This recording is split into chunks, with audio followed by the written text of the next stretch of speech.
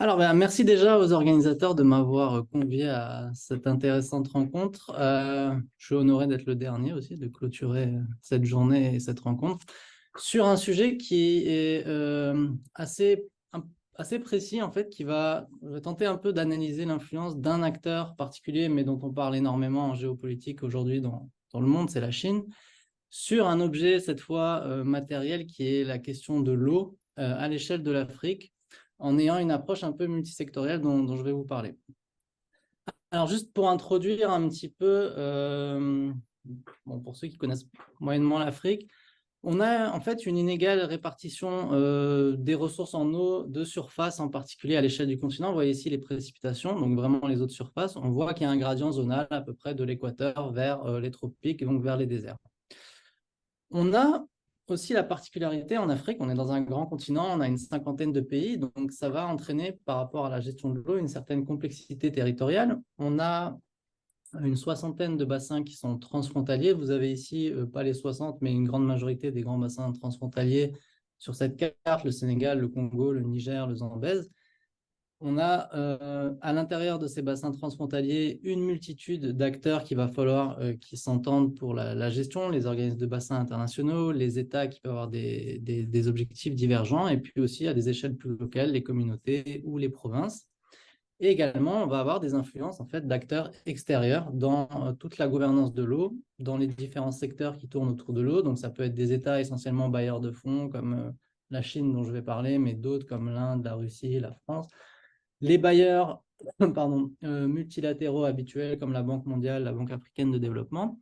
Et puis surtout en Afrique, on a pas mal de communautés d'États qui peuvent être des communautés économiques comme la CEDEAO, qui est la communauté économique des États d'Afrique de l'Ouest, des unions politiques ou encore des communautés liées par exemple à la question de l'énergie comme le WAP, qui est le West African Power Pool, qui a son jumeau également en Afrique australe et qui vise à développer en fait des politiques énergétiques à des échelles sous-régionales. Donc tout ça amène de la complexité dans la gestion, ça amène aussi des risques de conflits entre ces différents acteurs à différentes échelles. On a des usages de l'eau qui sont essentiellement agricoles. 80% de l'eau en Afrique est essentiellement consommée pour des usages agricoles, mais ça varie aussi en fonction des eaux de surface qui sont disponibles, comme je vous le montrais tout à l'heure. Et si on regarde sur cette carte, on voit que par exemple, dans le Congo, on a très peu d'eau qui est consommée pour l'agriculture parce qu'on a beaucoup de précipitations. À l'inverse, quand on va vers les zones plus sèches comme le Sénégal, le Mali, on voit que l'essentiel de l'eau est à vocation agricole. Tout ça va avoir des impacts assez importants sur la gestion. Et puis, aujourd'hui, on est dans un contexte pardon, de changements globaux, bien sûr les changements climatiques et toutes les incertitudes qui sont associées à ces changements climatiques, essentiellement autour des évolutions des précipitations. Et d'un autre côté, on sait qu'il y a en Afrique une augmentation démographique continue qui fait qu'à l'horizon 2100, on va atteindre à peu près 4 milliards d'habitants, ce qui va en faire le deuxième continent le plus peuplé. Donc une augmentation des demandes, bien sûr, en eau, mais aussi en énergie, en alimentation, qui va globalement accroître la pression sur les ressources en eau en fonction des évolutions et qui va mettre une certaine importance sur la coopération entre les différents acteurs sur la gestion de l'eau. Ça m'amène juste, pour ceux qui ne connaissent pas trop le nexus eau, énergie, alimentation, juste un petit rappel, enfin, ou une découverte pour ceux qui ne savent pas trop, mais c'est un paradigme qui est récent, qui est un paradigme en fait sécuritaire. Il est vraiment ancré dans cette idée d'avoir une sécurité autour de l'eau, de ce qu'on appelle un peu la water diplomacy, avec l'idée de promouvoir une allocation équitable des ressources en eau à l'échelle des bassins versants, dans l'idée où les trois principaux secteurs, donc l'eau qui est surtout l'eau potable, l'alimentation, essentiellement l'agriculture, et l'énergie, sont tous les trois inextricablement liés. Ça veut dire que dès qu'on va avoir une action sur un des secteurs, une politique sur un des secteurs, ça va nécessairement impacter positivement ou négativement les autres secteurs. Et que donc, quand on raisonne de cette manière, il faut toujours raisonner de manière multisectorielle et systémique. L'exemple principal, c'est de se dire que pour l'agriculture, on a besoin d'eau pour produire un certain nombre de nourritures. Et que, par exemple, quand on est dans un climat qui est semi-aride, une grande partie de cette eau va provenir des eaux de surface et que l'exemple type, c'est si on installe un barrage en amont qui va stocker beaucoup d'eau, qui va réduire les débits, et bien ça peut impacter la sécurité alimentaire en aval. Tout ça a des liens assez importants avec aussi les ODD, puisqu'on est en Afrique, donc dans un contexte essentiellement en développement. Et pour terminer juste mon introduction pour cette idée du contexte, c'est que globalement, on a un retour des grands barrages à l'heure actuelle à l'échelle du globe. Vraiment, on peut refaire un petit peu l'histoire avec ce graphique des grands barrages qui sont apparus à peu près dans les années 30-40 avec l'emblématique barrage Hoover aux USA en 1936. Et puis 5 décennies qui ont suivi où on a installé des grands barrages essentiellement dans les pays développés, en Europe, en Amérique du Nord. Bon, ce n'est pas des Québécois que je vais apprendre ça, mais vraiment dans cette optique de développer cette énergie, enfin l'énergie hydroélectrique en particulier, et dans une logique d'installer les barrages, soit c'était les États développés qui avaient les moyens de le faire, soit c'était avec des partenariats multilatéraux, en particulier poussés par la Banque mondiale. Et puis, suite à ça, on a eu 3 décennies où on a quasiment stoppé la plupart des financements des projets de grands barrages. On le voit entre les années 90 et 2010.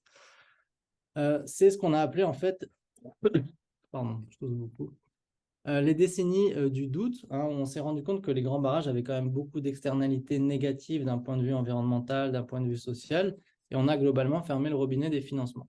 Mais depuis 2020, depuis les années 2010-2020, on a vraiment même une explosion des projets de grands barrages, hein. On le voit très bien sur le graphique, on le voit sur la carte ici, qui est une carte des projets qui étaient prévus, c'était pour l'année 2015, mais tout ce qui était prévu pour le futur ou qui était déjà en construction en 2015. Donc, vous voyez quand même beaucoup de grands barrages prévus, essentiellement en Afrique de l'Ouest ou dans le Rift, donc en Afrique de l'Ouest. Et ça s'explique par plusieurs choses, plusieurs facteurs. D'abord, c'est dans le contexte du changement climatique, beaucoup de pays cherchent à assurer la maîtrise spatiale et temporelle de la ressource en eau pour les différents secteurs, notamment avec la question énergétique, puisque à l'heure actuelle, sur la question de l'atténuation, de la décarbonation de la production d'énergie, eh bien, les grands barrages reviennent comme une des solutions quand même pour produire des quantités assez importantes d'électricité. On a cette maîtrise aussi pour pouvoir assurer en fait une souveraineté alimentaire, parce que les crises de la fin de 2008, de 2011 dans l'ensemble des pays du Sud, mais aussi particulièrement en Afrique, ont montré la dépendance à certains autres acteurs de la Russie pour le blé, d'un certain nombre de pays asiatiques pour le riz. Donc, il y a eu beaucoup de programmes suite à ça qui se sont, qui se sont inspirés de ces questions de souveraineté alimentaire. Et donc, les barrages apportent aussi une solution pour être certain qu'on a une ressource en eau pérenne tout au long de l'année pour pouvoir assurer les productions alimentaires, en particulier via l'irrigation. Et troisième grand élément, c'est la transition dans les financements. En fait, pardon, comme je le disais, on avait beaucoup de financements multilatéraux. Aujourd'hui, beaucoup de ces barrages sont financés de manière bilatérale entre deux pays essentiellement. Et voilà, donc ce qui m'intéresse plus particulièrement dans cette présentation, c'est de voir l'influence de la Chine. Pour comprendre un peu l'influence de la Chine, il faut juste reprendre, avoir en tête que l'Afrique a vu durant les 20-30 dernières années une augmentation des relations extérieures et en particulier des relations pluripartenariales, c'est-à-dire qu'avant, les échanges étaient essentiellement dominés par les anciennes puissances coloniales, donc essentiellement vers l'Europe, et que depuis ces décennies-là, l'Afrique s'est ouverte en fait et a ouvert les échanges à un certain nombre de partenaires, et en particulier l'Asie aujourd'hui est une source importante pour les échanges, pour les investissements, pour l'aide au développement dans de nombreux pays africains. Si on regarde ces deux graphiques, donc à gauche c'est les importations, à droite les exportations en Afrique avec l'Asie orientale, en fait on se rend compte, on voit cette augmentation particulièrement nette depuis les années 2000 des échanges, et surtout on voit qu'en 2021, l'Asie orientale est en fait devenue le principal partenaire devant l'Europe, bon, ça se joue à 3%, mais est devenu le premier partenaire des pays africains. Et la Chine là-dedans est l'un des premiers investisseurs pour de nombreux pays, hein. Vous voyez sur ce graphique qui représente en fait les prêts de la Chine en Afrique. Il y a eu une augmentation un peu continue, bon, avec certaines variations en fonction des projets, mais la Chine est devenue le premier partenaire vraiment d'investissement en Afrique. Depuis 2000, c'était 330 milliards de dollars investis. C'est le premier continent, juste après l'Asie, où c'est 400 milliards, où la Chine investit sur beaucoup de choses, mais majoritairement les infrastructures, les transports, l'énergie. Et on voit vraiment l'augmentation de ces prêts avec notamment ici en rouge, un acteur qui représente une grande partie un pays qui représente une grande partie de ces prêts, c'est l'Angola, qui est un partenaire privilégié de la Chine depuis maintenant assez longtemps pour des raisons historiques, mais essentiellement pour des raisons d'accès à des ressources. L'Angola, c'est le troisième producteur de pétrole en Afrique.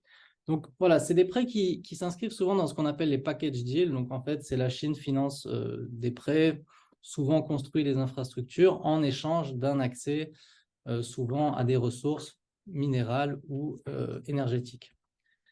Et ce qu'il faut savoir, c'est que cette stratégie de la Chine s'inscrit notamment, pas uniquement, mais dans les nouvelles routes de la soie dont on a parlé mercredi, c'était M. Roche qui en a parlé, mais ces nouvelles routes de la soie, aujourd'hui, elles ne se cantonnent plus à l'idée d'aller de l'Asie vers l'Europe, mais c'est vraiment avoir beaucoup de projets, beaucoup d'accès à des pays, à des ressources dans de nombreuses zones du monde, dont l'Afrique. Vous voyez ici une carte des projets qui s'inscrivent là-dedans. On a beaucoup d'infrastructures de transport, des ports, beaucoup de chemins de fer, dont la Chine a rénové récemment le chemin de fer Éthiopie-Djibouti, donc un accès à la mer pour l'Éthiopie, mais aussi l'Angola qui permet là d'exporter un certain nombre de minéraux depuis le sud de la RDC, la République démocratique du Congo, ou le nord de la Zambie, qui sont essentiellement des minerais de cuivre et de cobalt dont a parlé M. Clich tout à l'heure, donc qui sont extrêmement importants aujourd'hui pour l'économie et pour la fabrication de batteries. Et quasiment 100% de l'extraction de ces minéraux dans ces pays-là vont vers la Chine directement pour la transformation. Et il y a aussi un volet qui est un peu en marge, mais c'est le financement en fait d'infrastructures de l'énergie qui s'inscrivent dans ces nouvelles routes de la soie, avec depuis 2013 ces 36 projets sur l'énergie, dont 21 financent l'hydroélectricité, donc là avec un impact sur les ressources en eau, et 13 concernent des larges bassins versants transfrontaliers en Afrique. Et c'est là où je vais un peu approfondir mon analyse, c'est en regardant un petit peu quels sont les projets qui sont purement ici à destination du financement des barrages, qui sont vraiment, comme je l'ai montré, le symbole en fait de la question de l'eau et de la gouvernance de la gestion de l'eau à l'échelle des bassins versants. C'est 36 à 40 projets selon les sources depuis les années 2000. C'est plus de 17 milliards d'investissements de la Chine donc, en faveur de ces projets-là. Là, c'est vraiment les prêts qui ont été actés, signés. Certains projets sont encore en cours, juste pour préciser. Et l'essentiel de ces barrages, vous voyez sur le diagramme, sont à vocation à produire de l'énergie. Majoritairement, c'est ça, avec à peu près 12 000 mégawatts installés prévus, ce qui, pour comparaison, correspond à peu près à tous les barrages installés sur le bassin versant de la Grande au nord du Québec. Et on peut voir sur le nombre de projets financés par la Chine, là c'est uniquement financé par la Chine, j'insiste, dans ces pays-là, on voit émerger en fait un peu trois pays, enfin trois zones, c'est la Guinée, le Nigeria et l'Éthiopie, dont je reparlerai un peu plus en détail. Ce qui est intéressant, c'est de voir que sur cette quarantaine de projets, on en a à peu près 27 qui sont financés au sein de bassins versants transfrontaliers. Donc là où on peut commencer à avoir un peu des impacts, des confrontations, des conflits potentiels entre les différents acteurs, où la Chine finance quasi uniquement en fait directement à destination des gouvernements des pays au sein de ces bassins versants, avec une exception qui est celle du fleuve Sénégal, dont je parlerai en détail vers la fin de mon exposé, mais où là, en fait, les pays contractent de manière solidaire les prêts, c'est-à-dire pour un barrage, c'est Mali, Mauritanie, Sénégal, par exemple, qui vont contracter des prêts, ou c'est carrément directement l'organisme de bassin, c'est pour ça qu'il y a écrit régional là sur le diagramme, qui contracte le prêt auprès de la Chine, par exemple. Et puis, on observe sur ces principaux bassins versants transfrontaliers en Afrique que certains ont beaucoup de projets de barrages, notamment sur le fleuve Niger. Vous voyez, avec le Nigeria qui concentre plus de 7 milliards de prêts uniquement pour la construction de barrages, avec à peu près 5 milliards pour un seul projet phare, qui est le projet du barrage de Mambilla, qui devrait être le deuxième plus grand barrage en Afrique et un des plus grands barrages dans le monde. Donc, c'est vraiment un gros projet là, énergétique au Nigeria qui représente l'essentiel de ces financements. Et puis, on a d'autres bassins versants sur lesquels on a pas mal de financements. C'est le Nil avec l'Éthiopie, le Soudan, l'Ouganda, et le Zambèze, sur lequel il y a pas mal d'investissements chinois depuis un certain nombre d'années. J'en reparlerai aussi tout à l'heure. Quand on regarde ici sur cette carte, alors c'est une carte qui représente non pas les barrages, mais uniquement les barrages qui vont avoir un réservoir, c'est-à-dire qui vont faire du stockage d'eau et donc qui peuvent avoir un impact sur les quantités d'eau qu'on va pouvoir trouver à l'aval. On voit encore ici émerger trois principales zones. Alors juste pour info, c'est que la plupart des barrages qui sont ici sont construits, à l'exception de 4 qui sont Kukutamba, Gourara, Mambilla dont je viens de parler, et le barrage sur le Zambèze, sur le Kafoué-Gorge. Tous les autres ont déjà été construits par des financements chinois. Et on voit émerger donc voilà, ces trois zones, de nouveau Guinée, Nigeria, Éthiopie. Et ça amène à montrer que ces financements permettent soit l'émergence, soit la confortation de puissances énergétiques. Pour l'émergence, c'est notamment le Nigeria qui devient une puissance énergétique via l'hydroélectricité, qu'elle n'était pas en fait avant. L'Éthiopie, par exemple, l'a été depuis quand même les années 70-80.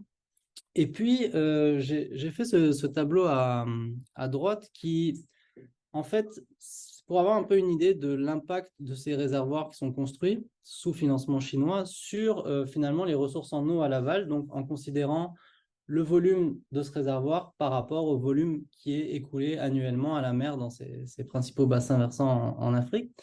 Et on voit émerger là, en fait, des pays qui ont une capacité, si on veut, de contrôle ou du moins de stockage de beaucoup d'eau en amont par rapport à l'aval. C'est encore une fois l'Éthiopie pour le bassin versant de l'Omo, du Juba, aussi un petit peu du Nil, avec le Soudan, puisque le Soudan, avec le barrage de Merowe, il y a des quantités de stockage d'eau qui sont extrêmement importantes et qui peuvent avoir un impact sur l'aval, c'est-à-dire sur l'Égypte.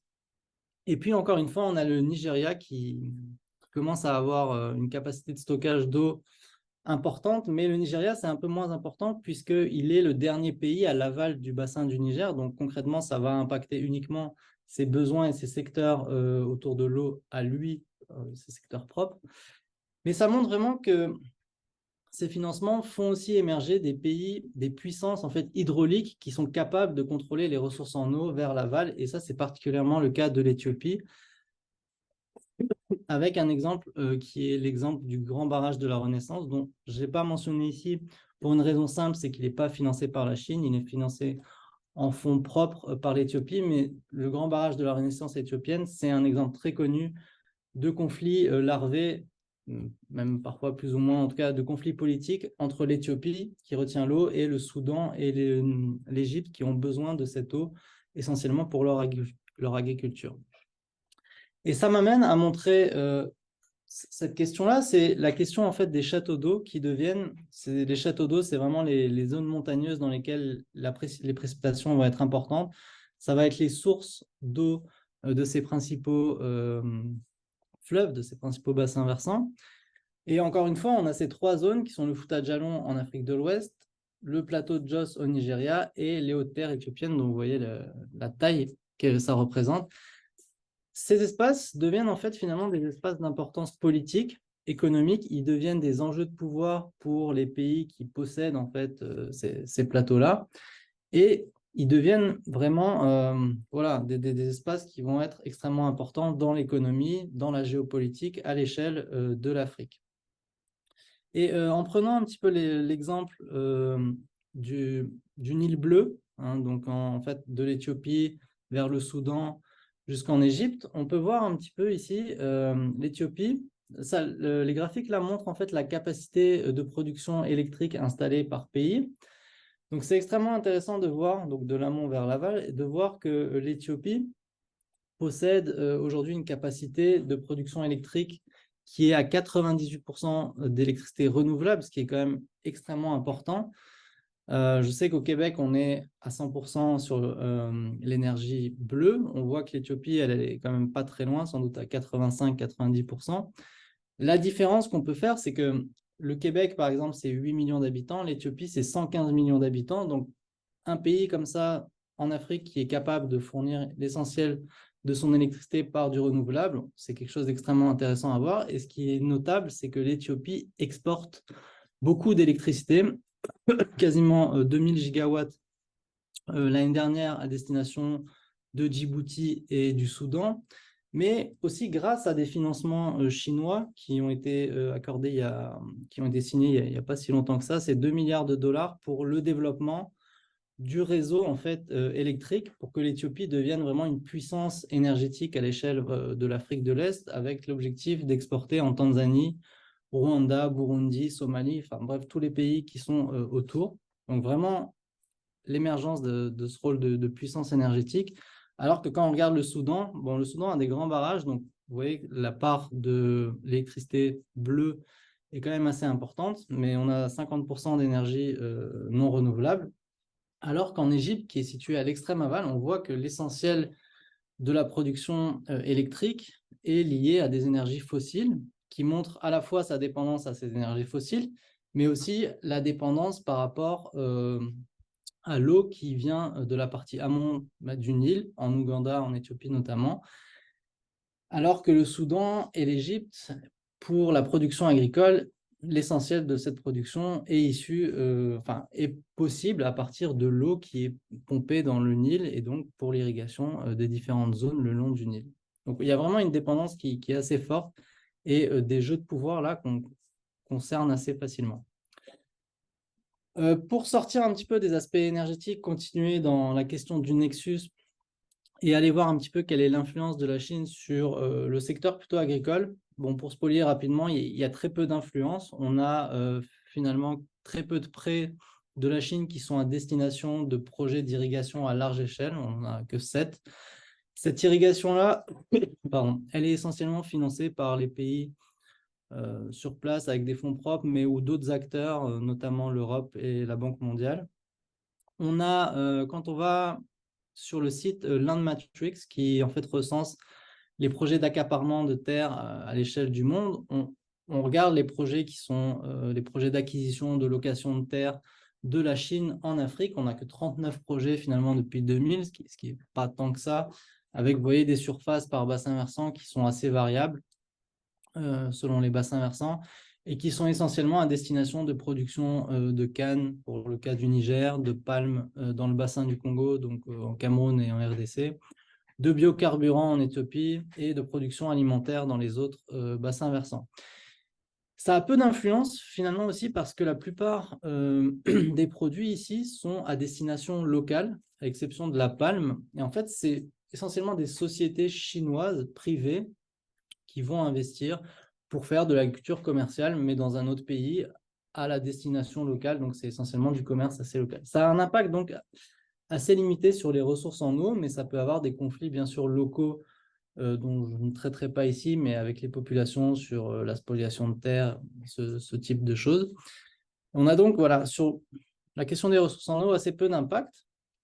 Et quand on regarde aussi la même chose pour la question de l'eau potable, on voit que là, la Chine finance quand même beaucoup de projets. Je n'ai pas répertorié les montants ici, je ne me souviens plus, mais c'est 94 projets donc, depuis 2000 qui sont essentiellement du développement de réseaux d'adduction, de réseaux de distribution d'eau potable dans les principales villes en Afrique. On a 4 barrages qui servent à l'eau potable et quelques projets vraiment transfrontaliers, comme l'emblématique projet Éthiopie-Djibouti, où en fait on a un aquifère ici transfrontalier qui va permettre le développement de l'eau potable. Encore une fois, là, assez peu d'impact d'un point de vue quantitatif, d'un point de vue géopolitique sur cette question, ce secteur-là du Nexus.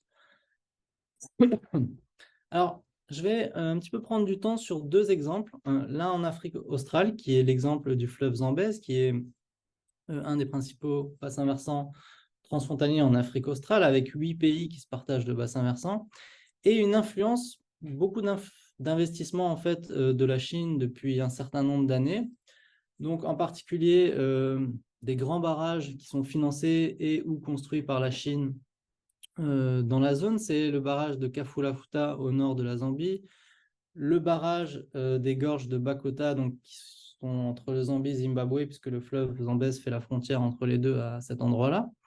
Le barrage de Cafoué, des gorges de Cafoué dont j'ai parlé tout à l'heure, qui va avoir une puissance électrique installée assez importante. Et un dernier qui est celui de, j'arrive jamais à dire le nom, mais Fandakuna au Mozambique, qui est situé plutôt dans la partie aval, avec donc là des impacts sur les débits qui peuvent être assez importants et donc des impacts sur les écosystèmes, notamment dans la partie aval, sur le delta du Zambèze, puisque déjà dans les années 80, quand on avait construit le barrage de Kariba sur le Zambèze, il y avait eu des problèmes dans le delta et notamment une baisse des productions de pêche crevettière dans le delta. Donc, il y avait eu beaucoup de problèmes avec les pêcheurs et donc on peut s'attendre à ce type d'impact-là. Également, on voit que la Chine investit assez massivement dans des projets agricoles, essentiellement au Zimbabwe, avec aussi ce titre-là qu'on retrouve, qui date de 2006, où on posait la question de est-ce que la vallée du Zambèze allait devenir la première colonie agricole de la Chine. Alors finalement, non, ça ne s'est pas fait. La Chine n'a pas finalement investi beaucoup dans cette partie-là du Mozambique, mais s'est dispersée dans d'autres zones. Le Mozambique est l'un des premiers partenaires commerciaux de la Chine, enfin en tout cas sur les projets de développement agricole, acquisition de terres en Afrique, mais pas dans le bassin du Zambèze. Donc finalement, ça n'a pas été le cas.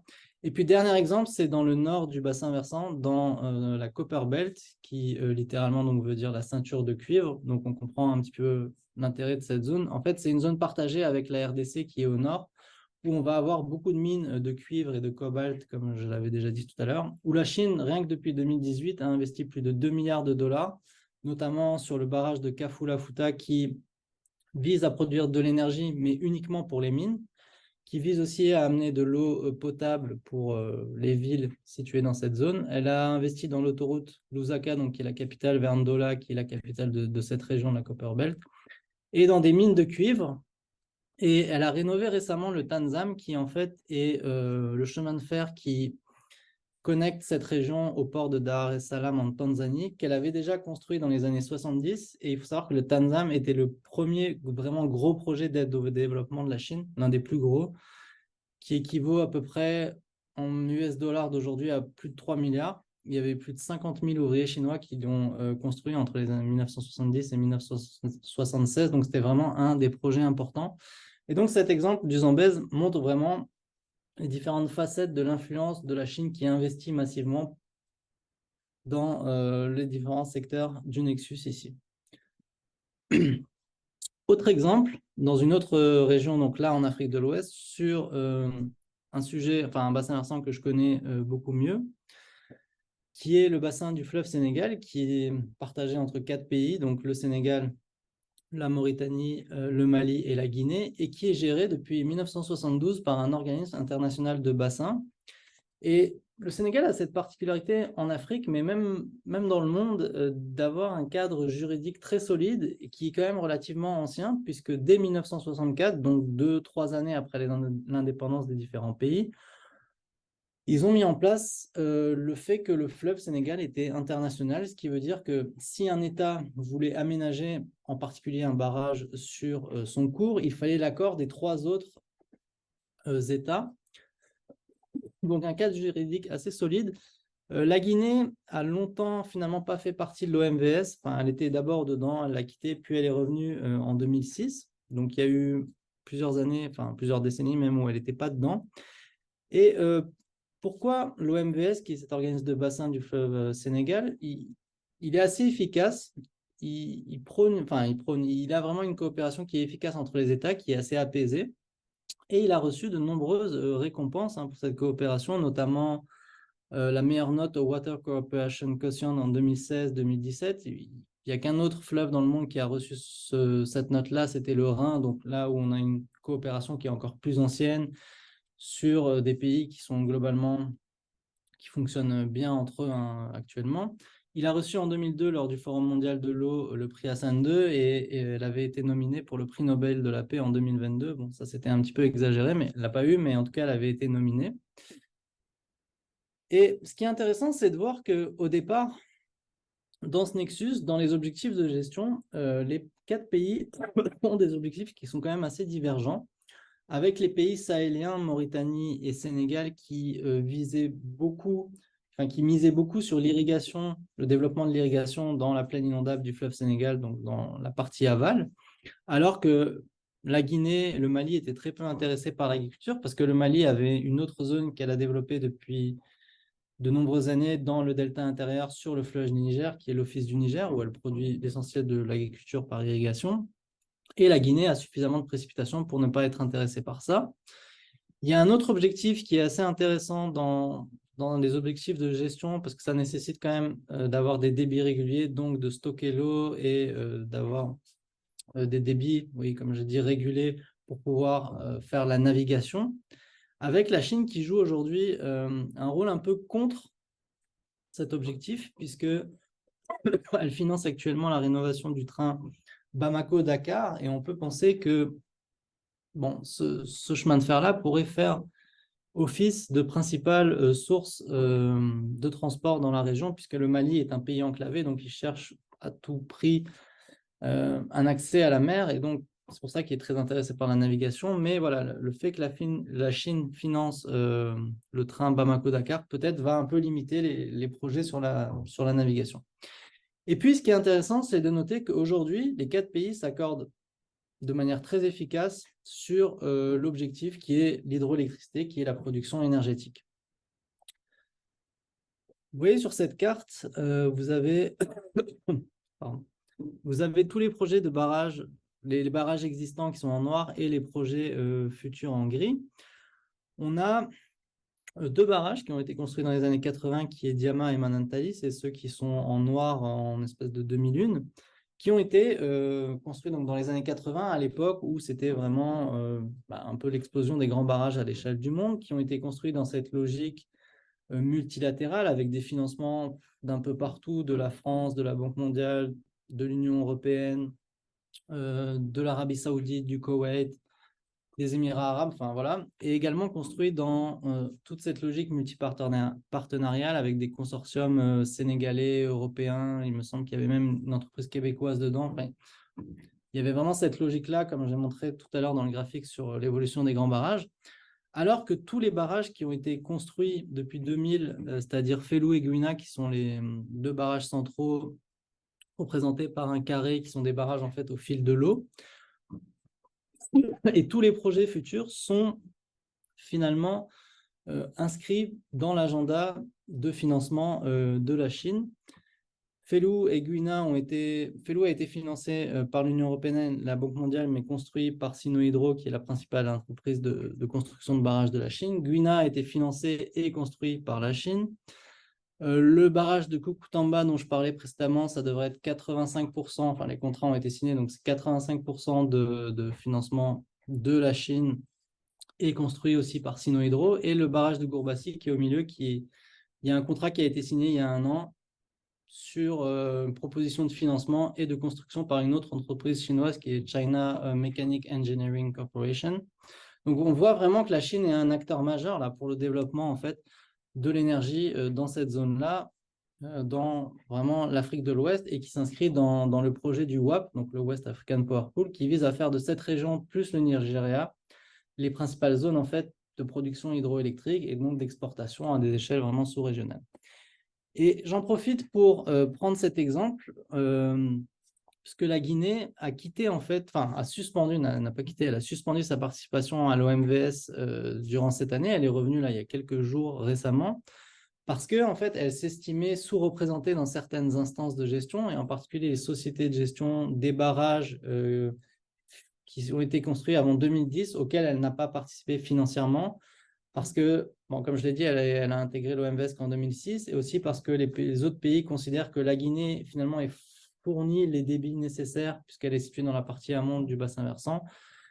Et également, elle considérait que le dossier du barrage de Kukutamba n'avançait pas assez vite. Et finalement, pourquoi elle a réussi un petit peu à suspendre sa participation et à mettre ce coup de pression, c'est parce que la Guinée sait que malgré le cadre juridique de l'OMVS, elle sait que la Chine pourrait être capable de l'aider à financer, à construire le barrage de Kukutamba en propre, c'est-à-dire non pas pour que le barrage appartienne aux différents États, mais qu'il appartienne uniquement à la Guinée, parce que la Chine pourrait facilement fournir les prêts, notamment parce que la Guinée est également un pays qui dispose d'importantes ressources minières, de bauxite, d'or et de fer. Donc, il y a vraiment un coup de pression possible par cette position située en amont des bassins versants. Et justement, pour illustrer ça, ça engendre une certaine, parce qu'on est géographe aussi, raisonner un peu spatialement, ça entraîne une certaine asymétrie spatiale entre l'amont et l'aval dans la gouvernance du Nexus, où l'aval, c'est essentiellement des enjeux sur l'eau potable, l'agriculture, puisqu'on est dans une vallée sahélienne qu'on peut irriguer, donc c'est essentiellement des enjeux agricoles, alors que l'amont, dans une zone qui est beaucoup plus, où les ressources en eau sont plus importantes, qui représente vraiment un pool énergétique et qui concentre des acteurs avec des enjeux économiques beaucoup plus importants, puisque la construction de barrages, c'est des montants extrêmement importants, c'est des prêts sur des très longues durées, et c'est l'exportation d'électricité à l'échelle sous-régionale, comme je l'ai dit tout à l'heure. Donc voilà un petit peu pour cette présentation. Juste pour synthétiser, on peut se demander quels sont les bénéfices finalement de la Chine de financer autant de barrages, autant d'infrastructures sur l'énergie. C'est déjà qu'il y a un retour sur investissement qui est quasiment direct, puisque 90% de ces projets, enfin des prêts, pardon, sont ensuite mis en œuvre par des entreprises chinoises que sont essentiellement Sino-Hydro. Donc c'est vraiment, au niveau économique, c'est du gagnant-gagnant pour la Chine. Également, il y a des enjeux politiques, des enjeux de soft power, puisque ça montre aussi le savoir-faire chinois, en particulier sur les barrages, qu'elle a bien démontré avec la construction du barrage des Trois Gorges, qui est le plus grand barrage au monde, et qu'elle exporte aujourd'hui pour fabriquer un certain nombre d'autres barrages en Afrique et ailleurs. Et également, ça a un jeu d'influence politique avec les anciennes grandes puissances. Vous voyez ces titres en anglais là, de la Chine qui se bat avec les États-Unis pour la question des projets d'énergie en Afrique. La Chine qui bat aujourd'hui notamment la France en Afrique de l'Ouest dans ses anciennes colonies francophones parce qu'elle fournit un certain nombre de prêts. Et sur la question du Nexus, on peut conclure que la Chine a une influence essentiellement, comme je l'ai montré, sur l'énergie, puisqu'elle finance à peu près le tiers des barrages en Afrique, ce qui est quand même extrêmement important. Donc ça peut avoir un impact sur les ressources en eau via le stockage, via la manière dont on va gérer, via la coopération entre les États dans les différents grands bassins versants, donc avec l'exemple de conflits larvés entre l'Égypte et l'Éthiopie. Ça permet aussi l'émergence, la confortation de pays qui se placent finalement en puissance énergétique, d'autres en puissance hydraulique régionale. Donc en Afrique de l'Est, c'est l'Éthiopie, en Afrique de l'Ouest, c'est le Nigeria, la Guinée, et en Afrique australe, c'est la Zambie. Et puis, enfin, pardon. On peut se poser la question, ça a été abordé par M. Roche aussi, il me semble, mercredi, mais est-ce qu'il n'y a pas un risque d'endettement des pays africains, puisqu'ils s'endettent en grande partie vers un seul acteur? Ça, c'est des questions qui sont un peu en suspens, mais néanmoins, l'Afrique a besoin d'une grande partie de ces infrastructures qui répondent, comme on l'a vu, à des enjeux de décarbonation, à des enjeux de répondre à des besoins énergétiques, alimentaires, dans un contexte de changement global et d'augmentation démographique. Je termine, je vous remercie.